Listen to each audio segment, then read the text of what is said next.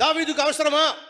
తనకంటూ భార్య ఉంది, తనకంటూ కుటుంబం ఉంది, తనకంటూ ఒక బాధ్యత ఉంది, దేశాన్ని పరిపాలించాల్సినటువంటి గొప్ప ఆధిక్యత దేవుడు తనకిస్తే తనకు అవసరమా పక్కింటి దాంతో సంబంధం?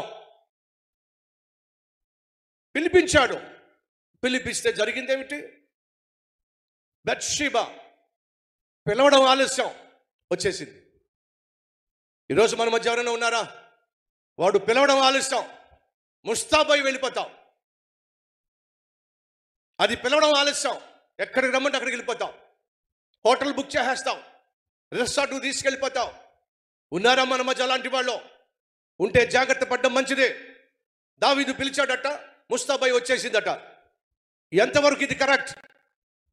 ఉన్నారా ఈరోజు? నీ ఇంటికి నీ భార్య లేని సమయంలో ఎందుకు అది వస్తుంది? నీ ఇంటికి నీ భర్త లేని సమయంలో వాడెందుకు వస్తున్నాడు?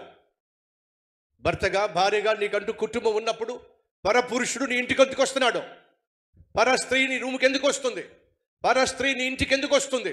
ఒక్కసారి ఆలోచించు. ఎంతమంది ధైర్యంగా చెప్పగలరు, నా జీవితంలో ఎప్పుడూ కూడా నా భార్య తప్పించి నా గదిలో మరొక స్త్రీ లేదో, నా భార్యతో తప్ప మరొక స్త్రీతో నేను తప్పు చేయలేదు, నా భర్తతో తప్ప మరొక పురుషునితో తప్పు చేయలే.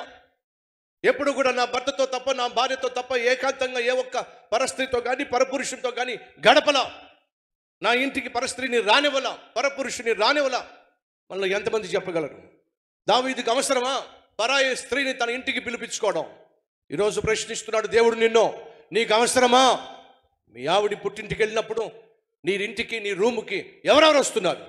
నీ భర్త ఉద్యోగానికి అని చెప్పి వెళ్ళినప్పుడు, క్యాంపుకి అని చెప్పి వెళ్ళినప్పుడు నువ్వు ఎవరింటికి వెళ్తున్నావు? ఎవరి గదికి వెళ్తున్నావు? ఎవరు నీ ఇంటికి వస్తున్నారు? ఒక్కసారి ఆలోచించో. భర్త ఉద్యోగానికి వెళ్ళాడు, వెంటనే పిలిచేసింది. ఎవరిని? ప్రియుడట. పెళ్ళైన తర్వాత భర్తే ప్రియుడు, పెళ్ళైన తర్వాత భార్య ప్రియురాలు. కానీ భర్త ఉన్నప్పటికీ మరొక ప్రియుడు, భార్య ఉన్నప్పటికీ మరొక ప్రియురాలు. ఈ వ్యవస్థ దేవునికి విరుద్ధం. నీకు నష్టాన్ని, కష్టాన్ని, అవమానాన్ని, నాశనాన్ని తీసుకొస్తుంది.